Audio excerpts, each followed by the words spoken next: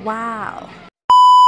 Today's video nga guys is magluluto tayo ng simpleng lomi. Yes, simple lang dahil ayan lang naman yung mga rekado natin. Syempre at kami lang din naman nakakain yan. Kaya hindi na natin aartihan yan. Ayan na lahat yun. Yung Mickey, embutido, sibuyas, bawang, nor cubes. Iwa ko nga lang guys sa ganyang kaliliit yung ating embutido. Syempre ready na rin yung ating panggisang bawang at sibuyas. At yung Mickey na to is napakamura nito. Halagang 25 pesos lang to. At sa halagang yan, may lomi na tayong may ulam. Sinimulan ko na nga na magpainit ang ating mantika para naman makapagisa na tayo ng bawang at sibuyas natin. Konting halo nga lang yan guys at isinunod ko na nga rin yung hiniwa-hiwa nating embutido. After nga natin magisa yan, nilagyan ko na rin ng toyo. Ayan nga rin yung magdadagdag ng lasa sa ating embutido. Dahil yung embutido na yan guys, kung kayo meron yan at nakikita nyo sa palengke, hindi naman din ganun kalasa yan. After ko nga na magisa, nilagyan ko nga ng konting tubig yan guys. Kasi nga dahil mainit yung ating pan, baka masunog din yung ating niluluto. Ang silbi din ng konting tubig na pagkakalagay ko dahil sa nor cube para naman mas madali itong matunaw at lumasa agad dito sa ating ginigisa. At once natunaw na nga yung ating nor cubes, naglagay na nga rin ako dyan ng tubig para sa ating sabaw na gagawin nating lomi. Naglagay na rin ako ng pamintang durog para naman dagdag lasa at anghang sa ating sabaw. Tinakpan ko na nga muna para mas mabilis kumulo yung ating niluluto. Habang inaantayan kumuha ko ng isang lagayan at naglagay ako ng cornstarch. Ito nga yung gagawin natin pampalapot sa ating sabaw. Pwede rin cornstarch o harina. Basta ihalo lang to sa tubig. Pwede na yun pampalapot. At nang balikan na nga natin yung ating nakasalang, talagang kulong-kulo na guys. Ito na nga yung tamang panahon para kunin na natin yung tamang timpla. Kaya naglagay na rin ako dyan ng asin. Tansyahan na lang guys, depende sa panlasa nyo. At habang kumukulo dyan ko nilagay ang ating pampalapot. At syempre guys, depende rin naman sa inyo kung gaanong lapot ang gusto nyo. Pwede nyo pang mas dagdagan yung pampalapot kung gusto nyo sobrang lapot ng inyong magiging sabaw. Pero sa akin, okay na nga yung ganyang kalapot. At syempre, dapat tikman natin yung sabaw kung tama na ba yung mga nilagay nating pampalasa. At base naman sa akin pagkakatikim okay na rin at goods na goods na yung lasa para sa akin. At dahil okay na nga sa akin yung lasa ng ating sabaw, habang kumukulo nga dito ko na nga nilagay yung ating noodles. Yung noodles na yan guys, kahit naman mainitan na yan, okay na yan. Hindi na natin kailangan yan pakuluin pa ng husto. Dahil hindi rin magiging maganda kung ma-overcook yung ating noodles. At dahil okay na nga yan guys, syempre tinikman ko rin yung sabaw na may kasamang noodles. Kita nyo naman guys, yung noodles natin hindi labsa. Tamang-tama lang yung pagkakaluto niyan. Dahil ayaw din naman natin na ma-overcook yan. Anyways, kung gusto nyo ng mga ganitong video, syempre huwag nyo kalimutan na mag-like, share, and follow sa ating page para naman masipagan pa tayo na gumawa ng mga ganitong klaseng video. Ayan, at okay na nga guys.